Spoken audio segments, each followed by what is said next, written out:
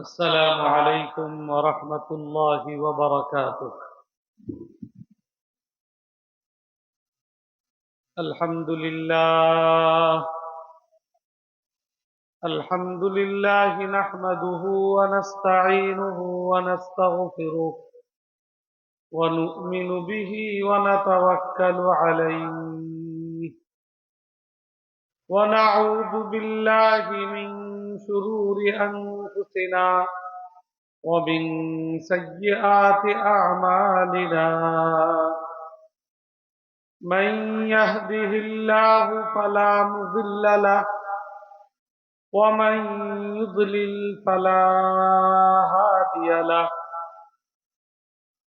ونشهد أن لا إله إلا الله وحده لا شريك له.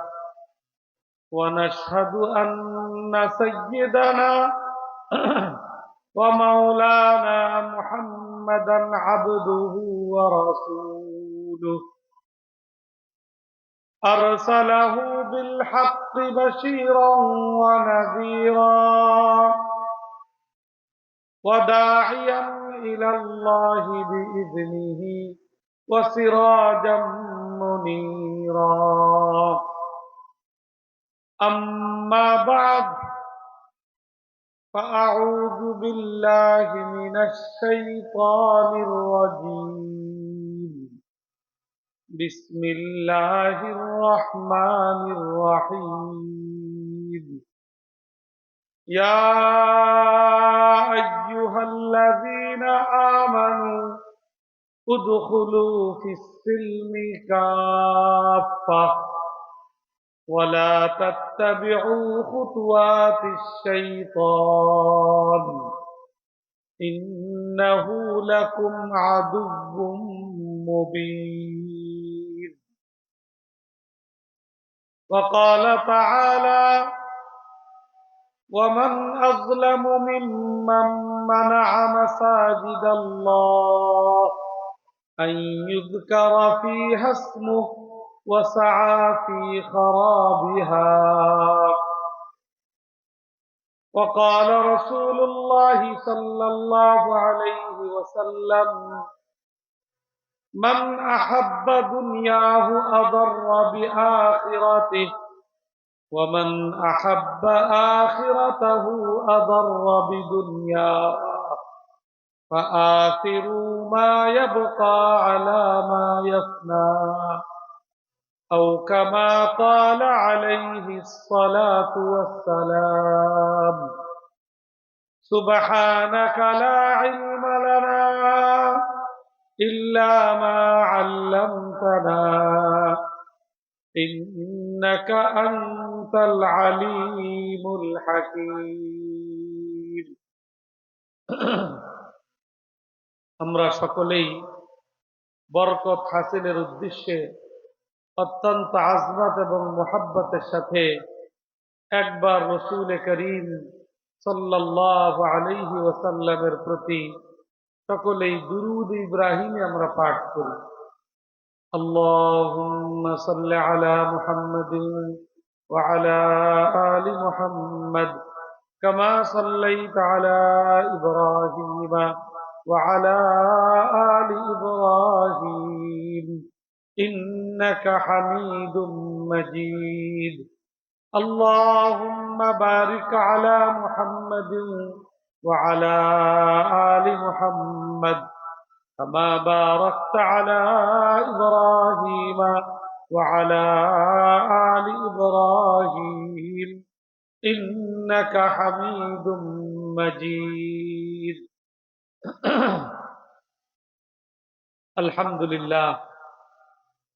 সাটুরিয়া উপজেলা ওলামা পরিষদের উদ্যোগে আয়োজিত ঐতিহাসিক তাফসীরুল কোরআন মাহফিলের সম্মানিত সভাপতি, উপস্থিত ওলামায়ে কেরাম, উপস্থিত এলাকার মুরব্বিয়ানে কেরাম, দিনদার ভাইয়েরা, পর্দার আড়ালের আমার অত্যন্ত সম্মানিতা মা ও বোনেরা, আমাদের কর্তব্য মহান রব্বুল আলামিনের দরবারে শুকরগুজারি আদায় করা, যিনি আমাদেরকে এই সুন্দর নুরানি মুবারক মাহফিলে সমবেত হয়ে ওলামায়ে কেরামের সান্নিধ্যে বসে কোরআন সুন্নাহর আলোচনা শুনবার আমাদেরকে সুযোগ করে দিয়েছেন, তৌফিক দান করেছেন। আমরা দিল থেকে সেই আল্লাহর শুকরিয়া আদায় স্বরূপ সকলেই বলি আলহামদুলিল্লাহ। আল্লাহর আরো শুকরিয়া আদায় করা উচিত।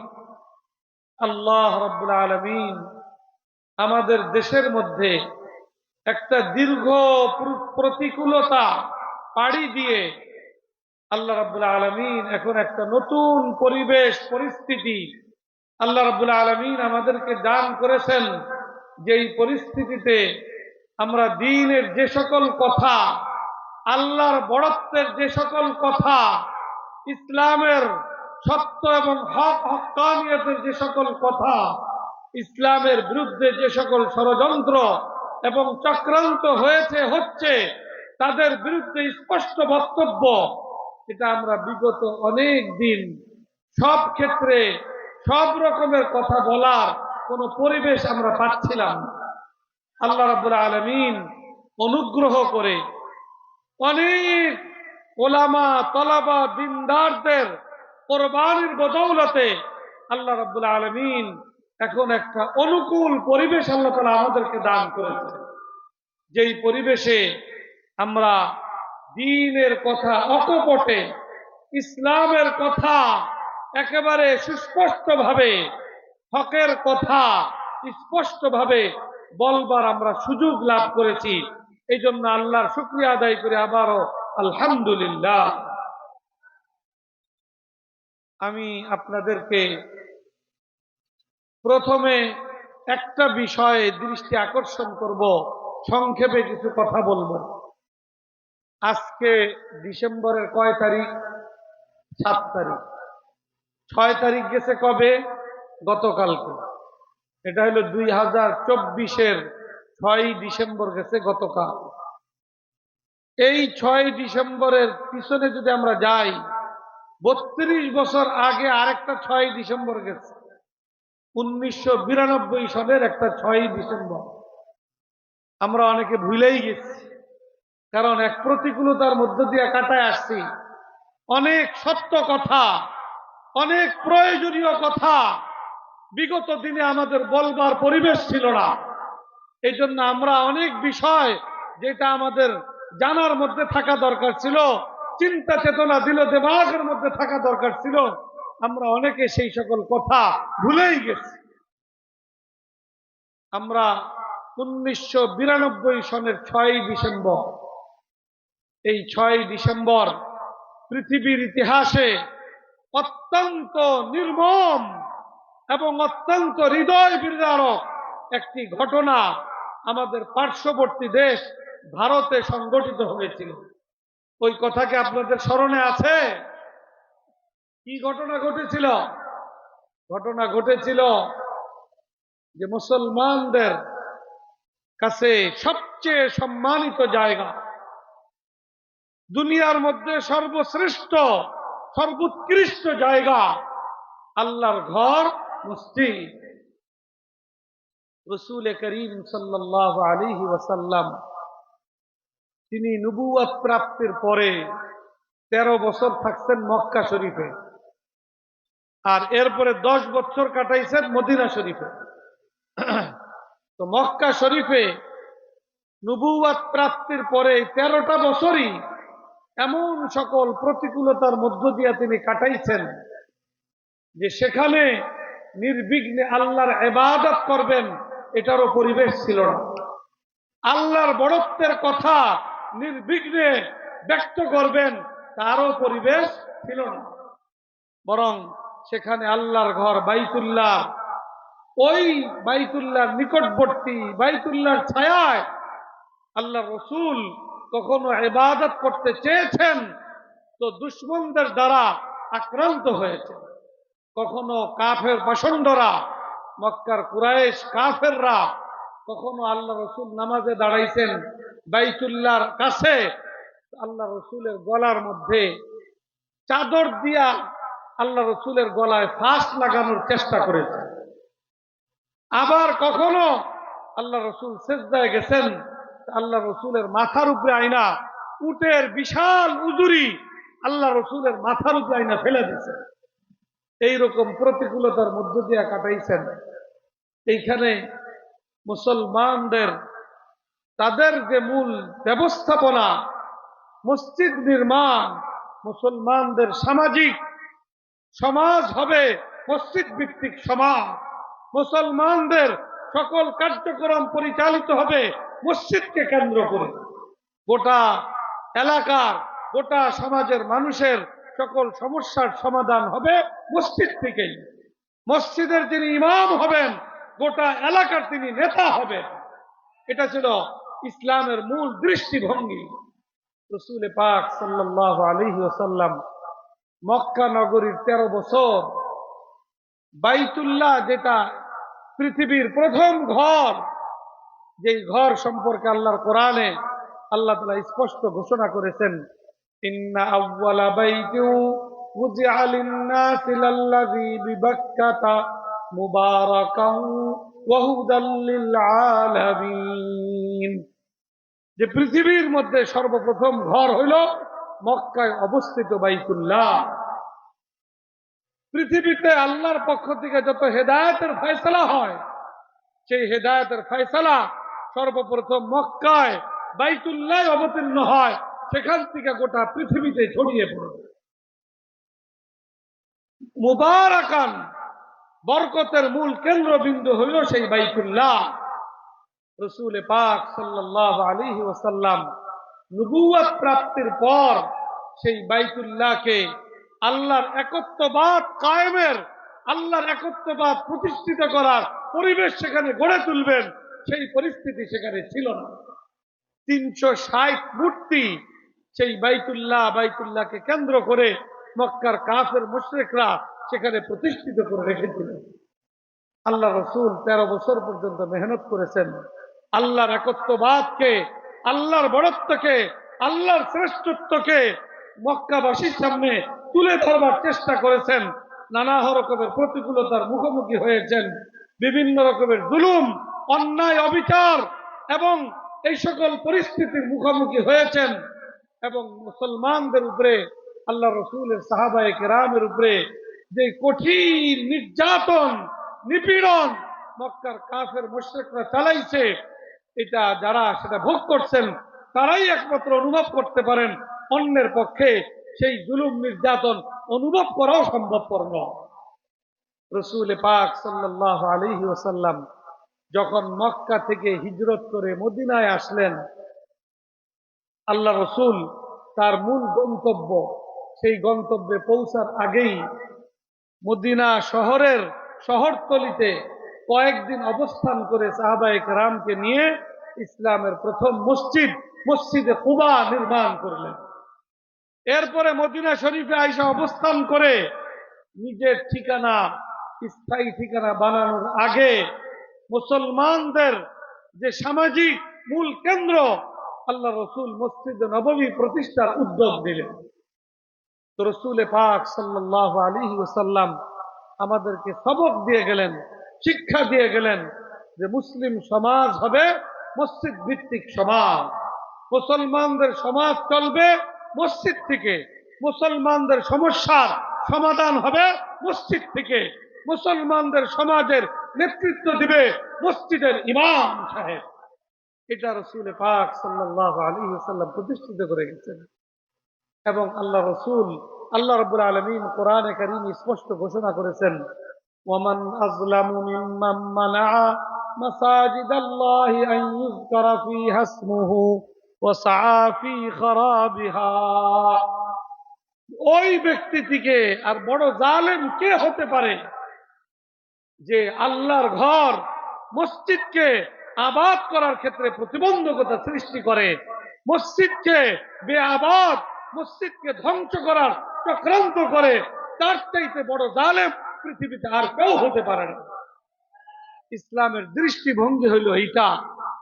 ঠিক এই পরিস্থিতিতে আজ থেকে 32 বছর আগে আমাদের পার্শ্ববর্তী দেশ যেই দেশে হিন্দুরা হইল সংখ্যা গরিষ্ঠ আর মুসলমানরা হইল সংখ্যা লঘু, আর তারা হইল সংখ্যা গুরু, ওই দেশে প্রায় 500 বছর আগে প্রতিষ্ঠিত ঐতিহাসিক বাবরি মসজিদ, তারা সেই মসজিদকে ইসলাম বিদ্বেষী মনোভাব নিয়ে মুসলমানদেরকে, মুসলমানদের কলিজায় আগুন লাগানোর জন্য, আগুন ধরানোর জন্য তারা একটা মিথ্যা দাবি খাড়া করলো। তারা দাবি করলো ওই বাবরি মসজিদের ইমাম খুতবা দেওয়ার জন্য যেই মেম্বারে দাঁড়ান, সেই মেম্বারের নিচেই হইল তাদের রাম, রাম যে ভগবান, রাম ভগবানের জন্মস্থান হইল ওই বাবরি মসজিদের ইমামের খুতবা দেওয়ার যে মেম্বার, সেই মেম্বারের ওই জায়গায় নিচে হইল তার জন্মের স্থান। এটা একটা সম্পূর্ণ ভুয়া এবং মিথ্যা দাবি তারা দাঁড় করলো। এইটা আদালতে গড়াইছে, আদালত বহু দিন এটার উপরে বিচার, আদালত সাক্ষী প্রমাণ সবকিছু নিয়েছে।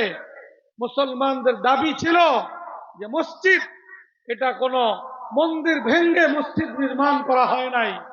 রামের জন্মস্থানে মন্দির তৈরি ছিল, সেখানে মসজিদ নির্মাণ করছে, এইরকম কোন ইতিহাস কোন কিতাবে নাই।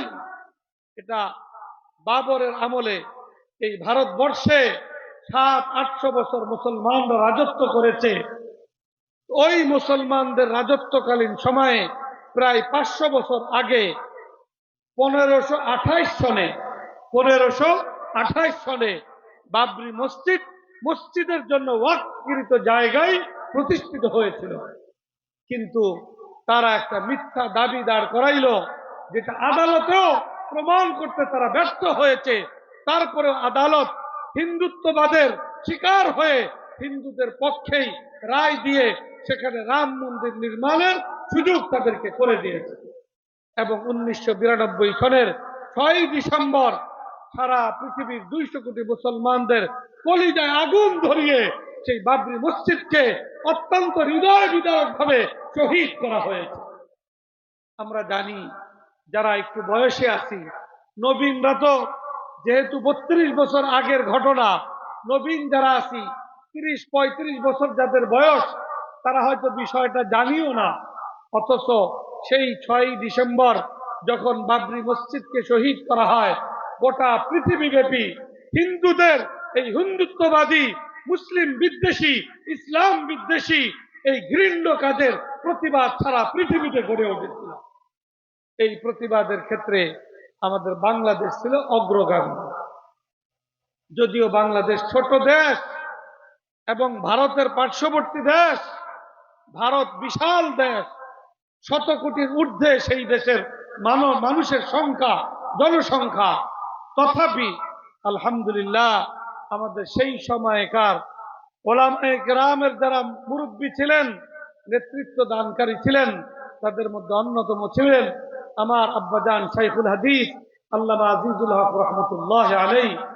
তিনি তাৎক্ষণিকভাবে ওই 6 ডিসেম্বর ছাত্র জনতা, তৌহিদি জনতাকে নিয়ে এই ভারতের উগ্রপন্থী, এই সন্ত্রাসী হিন্দুদের, মুসলমানদের কলিজায় আঘাত করে 500 বছরের পুরানা ঐতিহাসিক বাবরি মসজিদকে ধ্বংস করার প্রতিবাদে তারা রাজপথে নেমে এসেছিলেন। এবং পরবর্তীতে জানুয়ারি মাসের সূচনা লগ্নে এই বাবরি মসজিদ পুনর্নির্মাণের দাবিতে বাবরি মসজিদ মুখী লং মার্চ ঘোষণা করেছিলেন। সেই লং মার্চ ছিল বাংলাদেশের ইতিহাসে একটি ঐতিহাসিক ঘটনা। 5 লক্ষাধিক মানুষের ঐক্যবদ্ধ হইয়া সেই বাবরি মসজিদ মুখী যশোর থেকে লং মার্চে তারা রওনা হয়েছিলেন এবং জিকর গাছায় গিয়ে অনেক ভাইয়ের শাহাদাত বরণের মধ্য দিয়া সেই লং মার্চ সমাপ্ত হয়েছিল। আমি এই কথাটা, ইতিহাসটা এই জন্য তুলতে চাইতেছি যে বাবরি মসজিদ কি পুনর্নির্মাণ হয়ে গেছে? কি বলেন, হয়েছে? সেখানে কি নির্মাণ হয়েছে? রাম মন্দির নির্মাণ হয়েছে। এটা কি আমরা মেনে নিতে পারি? এটা একজন মুসলমান কখনো মেনে নিতে পারে? এটা কোনো মুসলমান কখনো মেনে নিতে পারে না। মসজিদ তার নিজস্ব জায়গায় প্রতিষ্ঠিত হয়েছিল। হিন্দুরা অন্যায়ভাবে মিথ্যা দাবি উত্থাপনের মাধ্যমে যেই দাবি আদালতে তারা প্রমাণ করতে ব্যর্থ হয়েছে, তথাপি তারা সেখানে রাম মন্দির নির্মাণ করে তারা উল্লাসের সাথে সেই মন্দির তারা উদ্বোধন করেছে। সেখানে তারা আল্লাহর একত্ববাদ এর বিপরীত তারা আল্লাহর সাথে শরীক করার তারা শিরকি কাজে সেখানে তার শিরকি কাজ সেখানে আঞ্জাম দিচ্ছে। এই অবস্থায় আমরা এর প্রতিবাদ করা এটা আমাদের ঈমানি দায়িত্ব এবং ফরিজা। বিগত এই যে এখন আমরা যে অনেকে জানিও না, না জানার কারণটা কি, বিগত 15-16 বছর আমরা এমন এক প্রতিকূল পরিস্থিতির মধ্য দিয়ে গেছি যে আমরা ঐতিহাসিক বাবরি মসজিদের শাহাদাত দিবসে বাবরি মসজিদ পুনর্নির্মাণের দাবিকে আবার উচ্চ কণ্ঠে আমরা মাঠে ময়দানে জাতীয়ভাবে আমরা তুলে ধরব। এই পরিবেশ বিগত 15-16 বছর আমরা পাই না। অতএব আমাদেরকে আবার এই দাবিতে সোচ্চার হতে হবে। বাবরি মসজিদ যতদিন পর্যন্ত পুনর্নির্মিত না হবে, আমাদেরকে বাবরি মসজিদ পুনর্নির্মাণের দাবিতে আমাদেরকে সোচ্চার থাকতে হবে। এটা প্রত্যেকটা মুসলমানের ঈমানি ফরিজা, ঈমানি দায়িত্ব এবং কর্তব্য। আমরা যদি এই ক্ষেত্রে আওয়াজ বন্ধ করে দেই, আমরা যদি বাবরি মসজিদের ন্যায্য দাবি আমরা তুলে ধরতে ব্যর্থ হই, তাহলে আমরা দেখতে পাচ্ছি আমাদের পার্শ্ববর্তী ভারতের দেশে এখন একের পর এক বিভিন্ন মসজিদের ব্যাপারে তাদের দাবি যে এটা তাদের অমুক মন্দির ছিল, এইখানে তাদের অমুক ভগবানের জন্মস্থান ছিল। এরকম একের পর এক তারা মসজিদের ব্যাপারে বিভিন্ন ভুয়া মিথ্যা দাবি উত্থাপনের মাধ্যমে একের পর এক মসজিদ গুড়িয়ে দেওয়ার ষড়যন্ত্রে তারা লিপ্ত আছে। শুধু ওইখানে নয়, আজকে আমাদের বাংলাদেশে 90% মুসলমানের দেশে আমরা বিগত 26শে নভেম্বর কি প্রত্যক্ষ করলাম, যে যারা এই দেশে বসে এই দেশের নুন পানি খেয়ে এই দেশের স্বাধীনতা সার্বভৌমত্বের বিরুদ্ধে যারা ষড়যন্ত্রে লিপ্ত, তাদেরকে গ্রেফতার করার প্রতিবাদে সেই হিন্দুত্ববাদী সেই গোষ্ঠী, সেই সন্ত্রাসী গোষ্ঠী ইসকন নামক সেই সন্ত্রাসী সংগঠনের নেতাকর্মীরা আমাদের বাংলাদেশের সেই চট্টগ্রামের আদালত পাড়ায় তারা যে উচ্ছৃঙ্খলতা এবং বিশৃঙ্খলা সৃষ্টি করেছে, যে একজন আইনজীবী রাষ্ট্রপক্ষ সমর্থন করে সে বক্তব্য দেওয়ায় তার উপরে নির্মমভাবে আক্রমণ করে দিবালোকে দিন দুপুরে তাকে কুপিয়ে তাকে জবাই করে হত্যা করা হয়েছে। এটা কোনোভাবে মেনে নেওয়া যায় না। আমাদের এরকম ঘটনা ঘটবে, আমরা চুপচাপ বসে থাকবো? এটা কি ইমানি তাকাজা পূরণ হলো? ইমানি দাবিতে প্রত্যেকটা মুসলমানের কলিজার মধ্যে আঘাত লাগা চাই। তবে আমরা সাথে সাথে কথাও লক্ষ্য রাখতে হবে যে আমাদের এই 90% মুসলমানের দেশ, ছোট্ট দেশ, 3 দিকে আমাদেরকে ভারত বেষ্টন করে আছে। এখানে আমাদেরকে বিরুদ্ধে নানা রকমের ষড়যন্ত্র চক্রান্ত চলমান রয়েছে। আমরা যদি ষড়যন্ত্র চক্রান্তের ফাঁদে পা না দেই, সেই দিকে সতর্ক দৃষ্টি রেখে আমাদেরকে দেশের পক্ষে, দেশের স্বাধীনতা সার্বভৌমত্ব রক্ষার পক্ষে, আমাদেরকে হিন্দুত্ববাদ এরকে প্রতিরোধ করে তোলার পক্ষে আমাদেরকে সোচ্চার থাকতে হবে মাঠে ময়দানে। আমরা বিগত 15 বছর দেখেছি এরকম ভাবে ইসলামের বিরুদ্ধে নানা রকমের ষড়যন্ত্র চক্রান্ত। আমাদের 90% মুসলমান দেশের জাতীয় শিক্ষা ব্যবস্থা, জাতীয় শিক্ষা কারিকুলাম, সেখানে হিন্দুত্ববাদকে ব্যাপকভাবে ঢুকিয়ে শিক্ষা সিলেবাসকে ধ্বংস করে দেওয়ার পায়তারা, এটাও আমরা প্রত্যক্ষ করেছি। অতএব আমাদেরকে ভারতের আধিপত্যবাদের বিরুদ্ধে আমাদেরকে সোচ্চার থাকতে হবে। যে কোনো পরিস্থিতিতে আমরা জান দিব, আমরা মান দিব, কিন্তু আমাদের স্বাধীনতা সার্বভৌমত্বের উপরে আঘাত আমরা কখনো সহ্য করব না।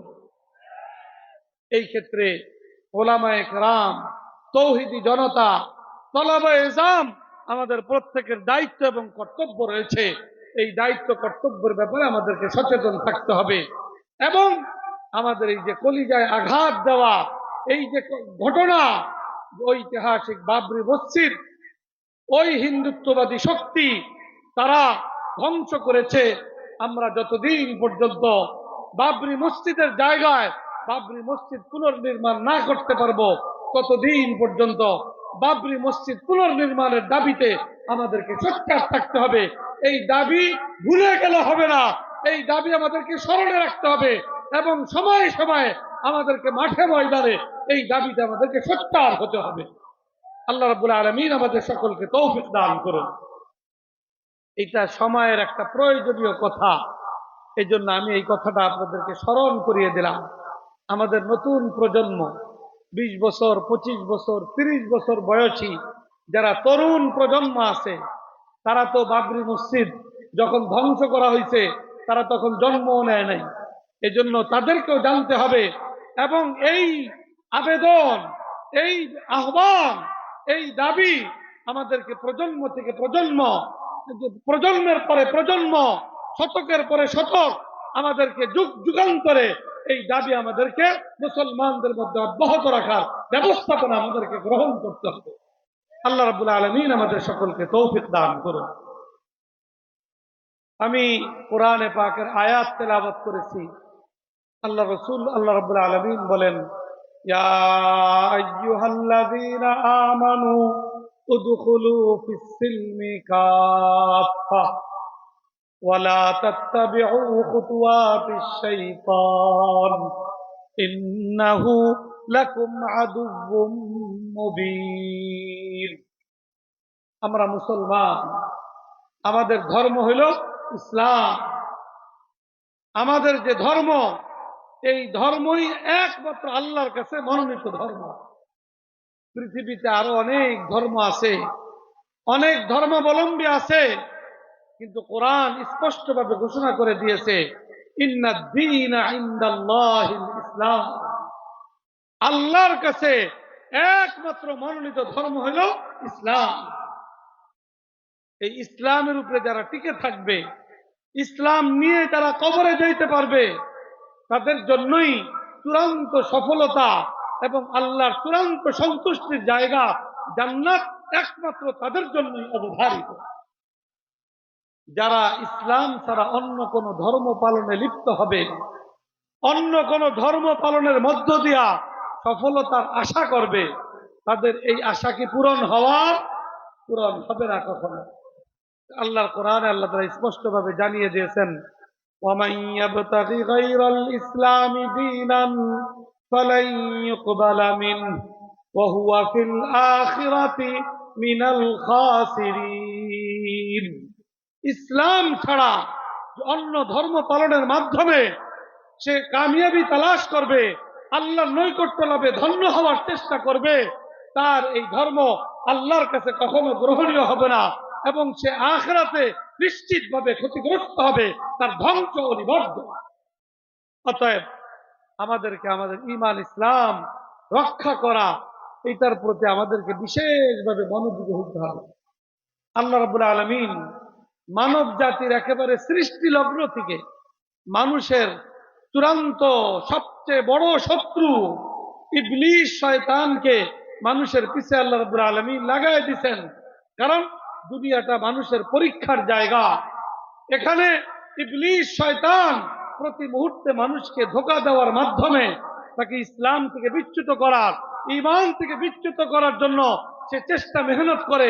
কখনো কাদিয়ানির আকৃতিতে আমাদেরকে ঈমান ইসলাম থেকে দূরে সরানোর জন্য চেষ্টা করে, কখনো খ্রিস্টান মিশনারির আকৃতিতে আমাদেরকে ঈমান ইসলাম থেকে বিচ্যুত করার মেহনতে শয়তান ইবলিস আমাদের সামনে আবির্ভূত হয়।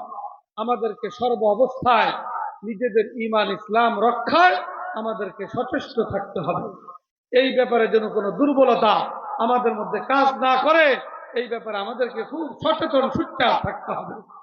এই ক্ষেত্রে আমাদেরকে সবচেয়ে বেশি গুরুত্ব দিতে হবে যেটা আমাদের মধ্যে বড় গাফলা, আমরা মুসলমান, বাস মুসলমানের ঘরে জন্মগ্রহণ করছি এই জন্য মুসলমান, অথচ ইসলাম কোনো দুই চারটা বিষয়ের নাম ইসলাম নয়।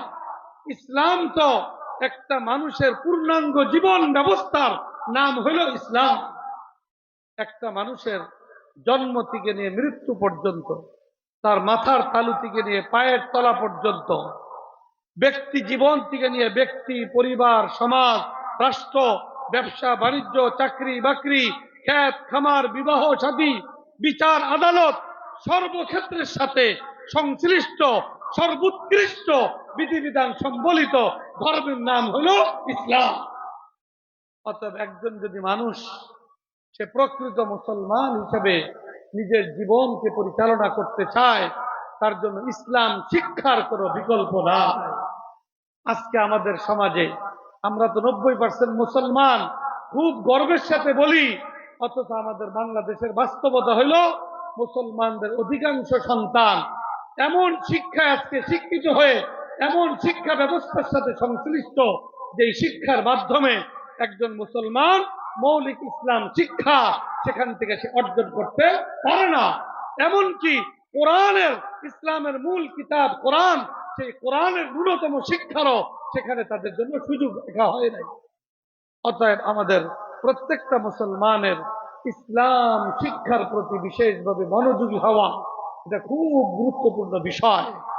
আর ইসলাম শিক্ষা প্রতিটা মুসলমান ছেলে মেয়ের জন্য নিশ্চিত করার জন্য আমাদের যে জাতীয় শিক্ষা ব্যবস্থা আছে, স্কুল, কলেজ, ইউনিভার্সিটি, এই শিক্ষা ব্যবস্থার শিক্ষা সিলেবাস, শিক্ষা কারিকুলাম আজকে এমন ভাবে গড়ে তোলা হয়েছে যে সেখান থেকে মুসলমানের সন্তান ইসলামের শিক্ষা অর্জন করার কোন সুযোগ তাদের সেখানে রাখা হয় না।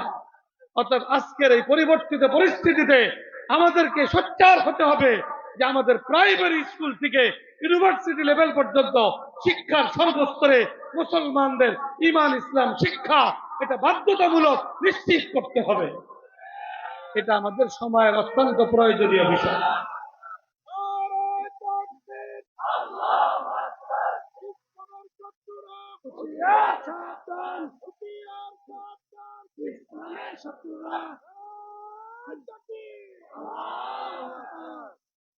আমাদের একদিকে স্কুল, কলেজ, ইউনিভার্সিটির শিক্ষা সিলেবাসে ইসলাম শিক্ষা বাধ্যতামূলক করার জন্য শুধু ওলামা, আলেম ওলামারা দাবি তুললেই হবে না। আলিম ওলামারা এই দেশের কত পার্সেন্ট? হয়তো 1-2%, 3-4%। এর বাইরের মুসলমান সংখ্যাই হইল 90-95%। ইসলাম শিক্ষার প্রয়োজনীয়তা এটা কি শুধু আলেম ওলামাদের না প্রতিটা মুসলমানের? প্রতিটা মুসলমানের। অতএব প্রত্যেকটা মুসলমানকেই এই ব্যাপারে সোচ্চার হতে হবে। পাশাপাশি ইসলাম শিক্ষার বিশেষায়িত শিক্ষা প্রতিষ্ঠান, ওলামায়ে কেরামের তত্ত্বাবধানে পরিচালিত দ্বীনি শিক্ষা প্রতিষ্ঠানগুলা, এগুলা যেন আরো ব্যাপকভাবে এই ইসলাম শিক্ষা কার্যক্রমকে সমাজে ছড়িয়ে দিতে পারে, এটাকে আরো ব্যাপক থেকে ব্যাপকতর করতে পারে, সেই দিকেও আমাদেরকে মনোযোগী হওয়া এটা আমাদের গুরুত্বপূর্ণ জিম্মাদারি।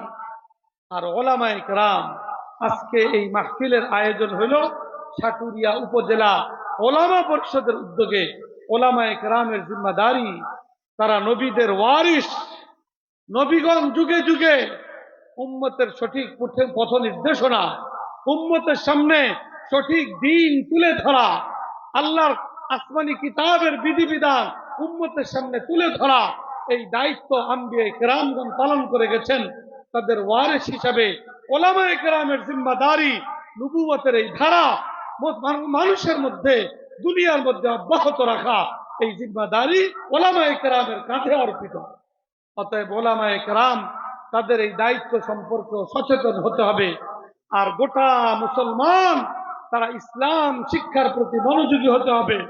ইসলাম এটা পূর্ণাঙ্গ জীবন বিধান, এটা শুধু ব্যক্তির সাথে সংশ্লিষ্ট নয়। ইসলামের বিধান পরিবারের সাথে সংশ্লিষ্ট, ইসলামের বিধান সমাজের সাথে সংশ্লিষ্ট, ইসলামের বিধান রাষ্ট্রের সাথে সংশ্লিষ্ট। অতএব রাষ্ট্রীয়ভাবে ইসলাম প্রতিষ্ঠার জন্য আমাদেরকে সোচ্চার হতে হবে। অনেকে রাষ্ট্রীয়ভাবে ইসলামের প্রতিষ্ঠার কথা বললে অনেকের গায়ে জ্বলা ধরে আমাদেরকে আলহামদুলিল্লাহ এখন আল্লাহ তাআলা পরিবেশ দান করেছেন। আমাদেরকে ইসলাম শুধু মাদ্রাসার মসজিদের মধ্যে নয়, সংসদেও ইসলামের কথা আমাদেরকে সেখানে সোচ্চার ভাবে তুলে ধরবার মতো পরিবেশ আমাদেরকে গড়ে তুলতে হবে।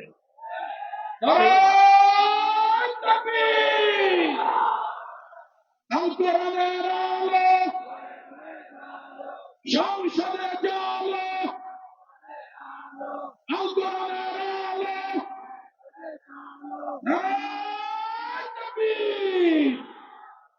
আল্লাহ প্রদত্ত মুসলমানদের সর্বশ্রেষ্ঠ সংবিধানের নাম হইল আল কোরআন। আজকে গোটা পৃথিবীর মুসলমানরা ব্যাপকভাবে কোরআন থেকে বিচ্ছিন্ন হওয়ার কারণে, কোরআনকে সর্বোচ্চ গুরুত্ব না দেওয়ার কারণেই আজকে মুসলমানদের নানা রকমের সমস্যায় তারা জর্জরিত। মুসলমানদের আজকে অধঃপতন।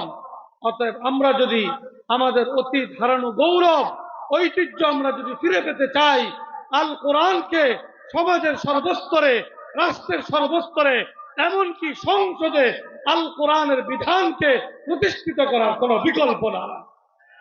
অতএব ওলামায়ে কেরামকে আজকে এই ব্যাপারে সোচ্চার হতে হবে। নামাজ, রোজা, হজ, যাকাত, ইবাদত বন্দেগীর কথা তো বলবোই, তার সাথে সাথে বিচার আদালত চলবে কোরআনের বিধান অনুযায়ী, শরীয়তের বিধান অনুযায়ী, রাষ্ট্র চলবে কোরআনের বিধান অনুযায়ী। এরকম প্রত্যেকটা ক্ষেত্রের জন্যই ইসলামী শরীয়তে সুস্পষ্ট সর্বোৎকৃষ্ট বিধিবিধান রয়েছে। সেই বিধান সমাজের সর্বস্তরে প্রতিষ্ঠিত করার জন্য ওলামায়ে কেরামকে ময়দানে নেতৃত্বের জন্য এগিয়ে আসতে হবে। তাহলে ইনশাআল্লাহ আগামী দিনে ইনশাআল্লাহ সোনালী বাংলাদেশ গড়ে উঠবে, শান্তিময় সুশৃঙ্খল শান্তির দেশ আমরা ইনশাআল্লাহ গড়ে তুলতে পারবো। আল্লাহ রাব্বুল আলামিন আমাদের সকলকে তৌফিক দান করুন। সকলকে আন্তরিক মোবারকবাদ এবং ধন্যবাদ জানিয়ে সাটুরিয়া উপজেলা ওলামা পরিষদের দায়িত্বশীল ওলামায়ে কেরামকে মোবারকবাদ জানিয়ে আমার আলোচনা এখানেই শেষ করছি। ওয়া আখিরু দাওয়ানা আনিল হামদুলিল্লাহি রাব্বিল আলামিন।